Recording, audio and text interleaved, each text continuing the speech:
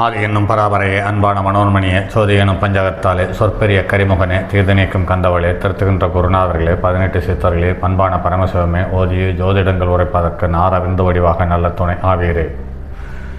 உலகில் உள்ள தமிழ் பேசும் அனைத்து நல் உள்ளங்களுக்கும் மற்றும் ஜோதிட சான்றோர்களுக்கும் மூத்தோர்களுக்கும் ஆர்வலர்களுக்கும் மற்றும் இந்த காணொலியை காணும் உங்களுக்கும் ஆஸ்ட்ரோராஜின் இனிய நல்வணக்கங்கள்.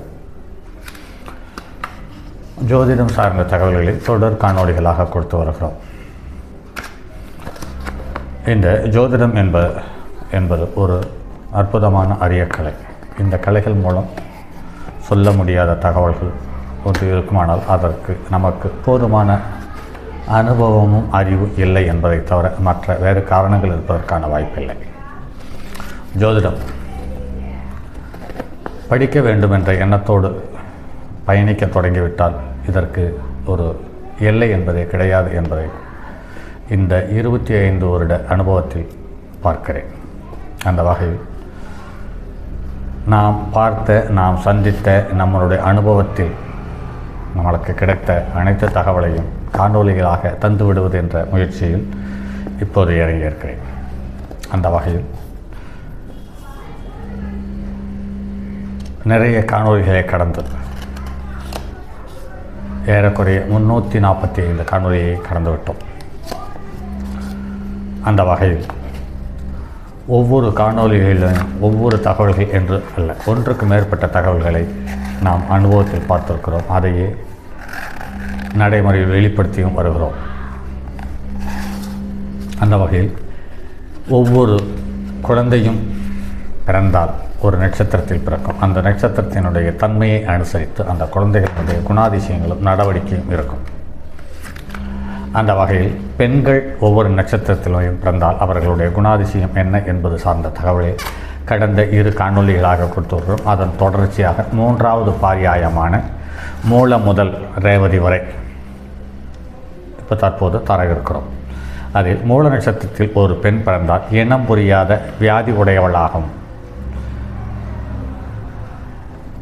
மற்றும் ஏழை பணக்காரர்கள் என்ற வித்தியாசம் இல்லாமல் உறவாடும் நல்ல குணமும் இருக்கும். இருந்தாலும் இவர்களுக்கு உடலில் ஒரு இனம் புரியாத அல்லது இதுதான் என்று அறுதியிட்டு கூற முடியாத ஒரு சின்ன நோய்கள் சம்பந்தப்பட்ட அல்லது சுகவீனம் சம்பந்தப்பட்ட தொந்தரவுகள் இருந்து கொண்டே இருக்கும். கிட்டத்தட்ட இந்த பெண்ணுக்கு தாயினுடைய உறவு சார்ந்த விஷயங்களும் சின்ன கசப்புகளையும் சங்கடங்களையும் தந்து கொண்டே இருக்கிறது என்பதை நடைமுறையில் காண முடிகிறது. அடுத்து பூராட நட்சத்திரத்தில் பிறந்தவர்கள். பூராட நட்சத்திரத்தில் பிறந்த பெண் சத்திய வார்த்தைகளை பேசுபவர்களாகவும் தயாள குணம் உடையவர்களாகவும் புண்ணிய காரியங்களில் ஈடுபாடு உள்ளவாகவும் பெரியவர்களை மதிக்கும் சுபாகம் உள்ளவர்களாகவும் இருக்கிறார்கள். மற்றும் இவர்கள் அதீத அழகோடும் நல்ல ரூபமாகவும் அதே சமயத்தில் எல்லாவற்றையும் கிரகிக்கும் தன்மை உள்ளவர்களாகவும் அதே சமயத்தில் நிர்வாக திறமையில் நல்ல மேலாண்மை தகுதியை கொண்டவர்களாகவும் இருக்கிறார்கள். ஏன் என்று கேட்டால் இவர்கள் சுக்கிரனின் 3வது நட்சத்திரமான பூராட நட்சத்திரத்தில் பிறந்திருப்பது இயற்கையாகவே இவர்களுக்கு அதீத ஈடுபாடும் அக்கறையும் உறவுகள் மீதும் மற்றும் காம இச்சைகள் மீதும் மற்றும் ருசியாக சாப்பிடும் விஷயத்திலும் எல்லாவற்றிலேயும் சராசரியை விட சற்று கூடுதலான ஈடுபாடும் அக்கறையும் இருக்கிறது. இவர்களுக்கு ஒப்பனை என்பது மிக ஈடுபாட்டோடும் அக்கறையோடும் ரசனையோடும் ஒப்பனை செய்து கொள்கிறார்கள் என்பதையும் நடைமுறையில் காண முடிகிறது. உத்திராட நட்சத்திரத்தில் பிறந்த பெண் உத்தம குணத்துடனும் உறவினர்களுடன் சகஜமாக பழகும் குணம் உடையவர்களாகவும் சத்தியவதியாகவும் குடும்ப வாழ்க்கையில் சகல சௌகரியங்களையும் அனுபவிக்கக்கூடிய பாக்கியம் உள்ளவர்களாகவும் இருக்கிறார்கள். அதே சமயத்தில் தான் என்ற தலைகணமும் சற்று அகந்தையும் இருக்கிறது. இவர்களுக்கு வெப்பம் சம்பந்தப்பட்ட வியாதிகள் வந்து போவதை நடைமுறையில் காண முடிகிறது.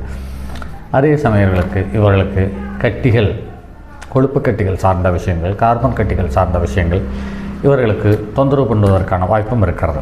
அடுத்தது திருவோண நட்சத்திரத்தில் பிறந்த பெண் நல்ல மனமும் தயால குணமும் தரும சிந்தனையும் சந்தான பாக்கியமும் உறவினர்களிடம் பாசத்தோடு பழகும் குணம் உடையவர்களாகவும் விளங்குகிறார்கள்.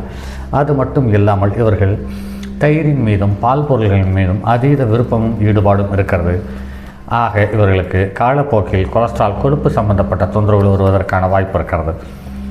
அதிகமாக கொழுப்பு சம்பந்தப்பட்ட தொந்தரவுகள் இருக்கக்கூடிய பெண்களை பார்க்கும் பொழுது அவர்கள் ரோகிணி, அஸ்தம், திருவோணம் மற்றும் புனர்பூசம், விசாகம், பூரட்டாதி இந்த 6 நட்சத்திரத்தில் பிறந்திருப்பதை நடைமுறையில் காண முடிகிறது. அதே சமயத்தில் இவர்களுக்கு தைராய்டு சம்பந்தப்பட்ட தொந்தரவுகளும் வருவதற்கான வாய்ப்புகள் அதிகம். அடுத்தது அவிட்ட நட்சத்திரத்தில் பிறந்த பெண் சத்திய வார்த்தை பேசக்கூடியவளாகவும் தர்ம சிந்தனை உடையவளாகவும் தெய்வீக ரகசியங்களை அறிந்து கொள்ளும் ஆர்வமுடன் இருக்கிறார்கள். அதே சமயத்தில் இவர்கள் முன்கோபக்காரர்களாகவும் இருக்கிறார்கள். அதே சமயத்தில் இவர்கள் மற்றவர்களை மட்டம் தட்டுவதில் சாலச் சிறந்தவர்களாக இருக்கிறார்கள் என்பதை நடைமுறையில் நிறைய ஜாதகத்தில் பார்த்திருக்கிறோம். இவர்களுக்கு சுட சுட அசைவம் சாப்பிடுவதும் சுட சுட சாதத்தை சாப்பிடுவதும் அதீத ஈடுபாடும் அக்கறையும் இருப்பதையும் காண முடிகிறது. இதில் பிறந்தவர்கள் இவர்களுடைய வார்த்தை சுட சுட இருக்கும். சில நேரத்தில் மற்றவர்களை தொடாமலே அதாமல் உரசாமலே பற்றி கொள்ளக்கூடிய கோபம் இவர்களிடம் இருப்பதை நிறைய ஜாதகத்தில் பார்த்திருக்கிறோம். சதய நட்சத்திரத்தில் பிறந்த பெண்கள் சத்தியவதியாகவும் குடும்ப வாழ்க்கையில் சகல சௌகரியங்களையும் அனுபவிக்கக்கூடிய பாக்கியத்துடன் நல்ல அழகும் பெரியவர்கள் மதிக்கும் சுபாவமும் உறவினர்களிடம் விசுவாசமாக பழகும் குணமும் குணாதிசயம் இவர்களிடம் இருக்கிறது. இருந்தாலும் இவர்கள் குடும்ப வாழ்க்கையில் வெளி வட்டார பழக்க வழக்கத்தில் சிறந்த சந்தோஷமும் கௌரவமும் அடையக்கூடிய இவர்கள் குடும்ப வாழ்க்கையில் பல கசப்புக்களை கடந்து வாழ வேண்டிய கட்டாய சூழ்நிலையில் தள்ளப்படுகிறார்கள். அடுத்தது பூரட்டாதி நட்சத்திரத்தில் பிறந்த பெண் புண்ணியவதியாகவும் தெய்வ பக்தியுடையவர்களாகவும் தெய்வீக காரியங்களில் ஈடுபடும் பெருமை உள்ளவர்களாகவும் இருக்கிறார்கள். அதே சமயத்தில் இவர்கள் மந்திர உச்சாடனம் சம்பந்தப்பட்ட விஷயங்கள் மற்றும் விரதம் இருக்கக்கூடிய சம்பந்தப்பட்ட விஷயங்கள் மற்றும் நோன்பு காலத்தில் அதீத பக்தியோடு ஈடுபாட்டோடும் இருப்பதை நடைமுறையில் பார்க்க முடிகிறது. அடுத்தது உத்தரட்டாதி நட்சத்திரத்தில் பிறந்த பெண் குடும்ப வாழ்க்கையில் எல்லோருடனும் பிரியமுடனும் பழகும் சுபாவமும் நல்ல அழகும் திறமையான குணமானும் கர்வமில்லாத தன்மையும்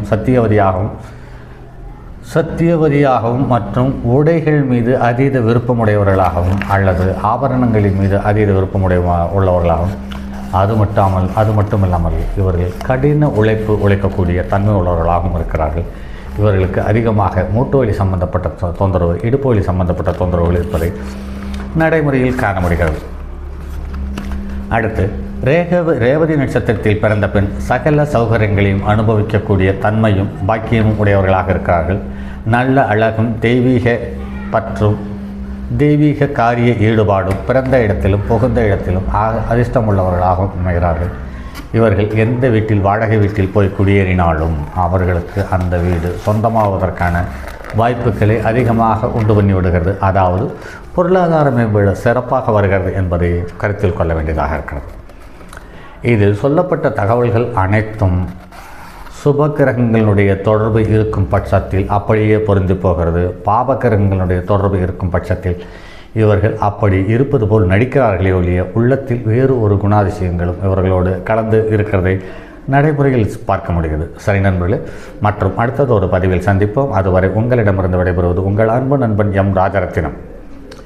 என்னுடைய அலைபேசி எண் 9788972999 மற்றும் ஒரு எண் 9791199649. தங்கமான் மழுவோடேந்தி தன்மதி தலையில் கொண்டோன் மங்கையர் பதிக்கச் சொன்ன மாமொழி ஜோதிடத்தை இங்கு யாம் உரைப்பதற்கோர் எமை என்னும் பிழை வராமல் காக்க செங்கன் மால் மருகன் யானைச்சரன் பதம் காப்பதாமே.